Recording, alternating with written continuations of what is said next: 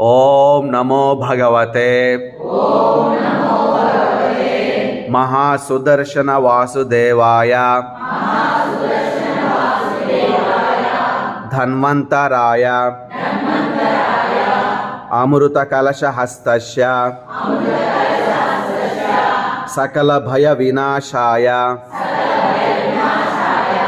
सर्वरोग निवारणाय सकल भय विनाशाय सर्वरोग निवारणाय त्रिलोकपतये त्रिलोक निश्चये ओम श्री महाविष्णु स्वरूप श्री धन्वंतरी स्वरूप